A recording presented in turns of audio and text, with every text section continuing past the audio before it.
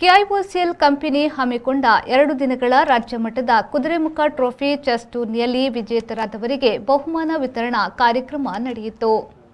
Kavoor township Nehru ಭವನದಲ್ಲಿ ಪಂದ್ಯಾಟ ನಡೆದಿದ್ದು, ಮಂಗಳೂರು ಪಾಲಿಕೆಯ ಆಯುಕ್ತರಾದ ಅಕ್ಷಯ್ ಶ್ರೀಧರ್ ಅವರು ಮುಖ್ಯ ಅತಿಥಿಯಾಗಿದ್ದರು. ಚೆಸ್ ಟೂರ್ನಿಯಲ್ಲಿ ತಮಿಳುನಾಡಿನ ಪ್ರಣವ್ ವಿ ಚಾಂಪಿಯನ್ಶಿಪ್ ಟ್ರೋಫಿ ಗೆದ್ದುಕೊಂಡಿದ್ದಾರೆ.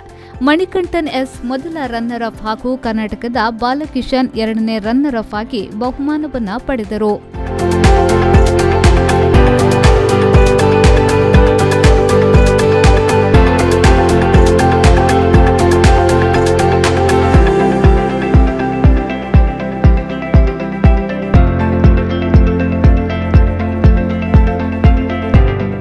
ಹಿರಿಯ ವ್ಯವಸ್ಥಾಪಕ ಹಾಗೂ ಚೆಸ್ ಕಮಿಟಿಯ ಸಂಯೋಜಕ ಎಸ್ ಮುರುಗೇಶ್ ಪ್ರಾಸ್ತಾವಿಕವಾಗಿ ಮಾತನಾಡಿದರು.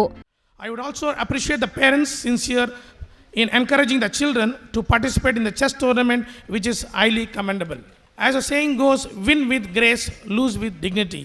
Our participants have indeed strived their best, and one right move by the competitor has made them a winner. But as practice makes life better, if you are not big enough to lose, you are not big enough to win also.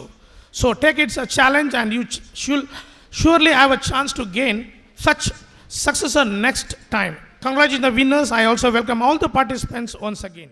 ಅಂತಾರಾಷ್ಟ್ರೀಯ ತೀರ್ಪುಗಾರ ಸಲೀಂ ಬೇಗ್, deputy ಆರ್ಬಿಟರ್ಗಳು ಸಾಕ್ಷಾತ್ ಪಂದ್ಯಾವಳಿಯನ್ನ ನಡೆಸಿಕೊಟ್ಟರು.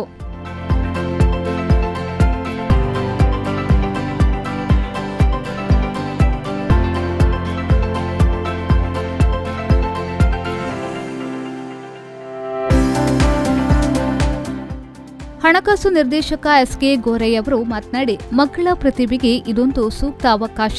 Chess ಸ್ಪರ್ಧೆಯಲ್ಲಿ ಪಾಲ್ಗೊಂಡ ಎಲ್ಲರಿಗೂ ಅಭಿನಂದನೆಗಳು ಎಂದು ಹೇಳಿದರು. Promotion of the sports is also one of our area, because we believe that we do business in a particular area.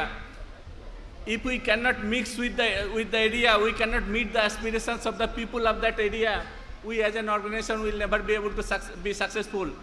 Towards this endeavor, chess is one of the event which my colleagues are organizing with success. In fact, in my last year address also I was telling that my vision is that few years down the line, this tournament should be most sought after tournament of the country. In fact, to a large extent, my colleagues have already achieved to a large extent towards that. They are progressing very well. What I can visualize is that next few years, we should be able to attract participants not only few states, maybe majority of the states from across the country. KIOCL ಕಂಪನಿಯ ಅಧ್ಯಕ್ಷ ಹಾಗೂ MD Swaminathan ಅವರು ಮಾತನಾಡಿ, ರಾಜ್ಯ ಮಟ್ಟದ Kudremukh trophy chess ಟೂರ್ನಿಯನ್ನ ಆಯೋಜನೆ ಮಾಡಿದ್ದು, ದೈಹಿಕ ಸಾಮರ್ಥ್ಯವನ್ನ ವೃದ್ಧಿಸುವ ಕ್ರೀಡೆಗಳಲ್ಲಿ ಎಲ್ಲರೂ ಪಾಲ್ಗೊಳ್ಳಬೇಕು ಎಂದು ಹೇಳಿದರು. And the Kudramukh fraternity as a whole, I take this opportunity to wish you all a very happy, healthy and prosperous New Year 2022. And also I take this opportunity to mention, as part of Azadi Ka Amrut Mahotsav, under the guidance of Ministry of Steel, Government of India, we are celebrating 75 years of independence.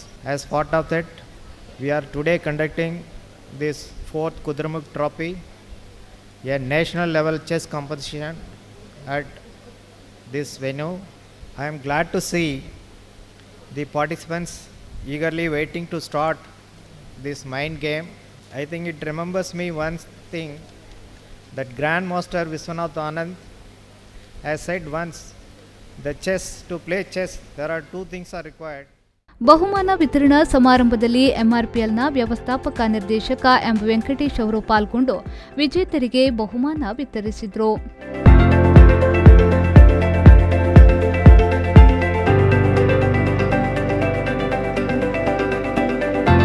Audio Jungle.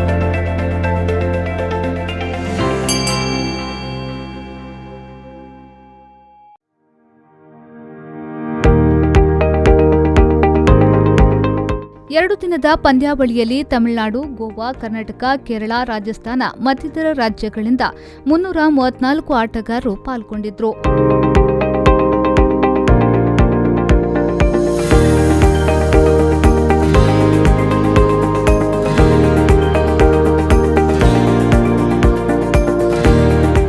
ಒಟ್ಟು 165 trophy ಹಾಗೂ 2 ಲಕ್ಷ ರೂಪಾಯಿ ಮೊತ್ತದ ನಗದು ಬಹುಮಾನವನ್ನು 7, 9, 11, 13, 15 ವರ್ಷದೊಳಗಿನ ವಯೋಮಾನದ ಮಕ್ಕಳಿಗೆ ಹುಡುಗ ಹುಡುಗಿಯರಿಗೆ ಪ್ರತ್ಯೇಕವಾಗಿ ವಿತರಿಸಲಾಯಿತು. ಕಿರಿಯ ಆಟಗಾರ ವಿಭಾಗ, ದಕ್ಷಿಣ ಕನ್ನಡ ಆಟಗಾರ ವಿಭಾಗ, ಹಿರಿಯ ಆಟಗಾರ ಹಾಗೂ ಮುಕ್ತ ವರ್ಗ ವಿಭಾಗದಲ್ಲಿ ಅನೇಕ ಬಹುಮಾನಗಳನ್ನು ವಿತರಿಸಲಾಯಿತು.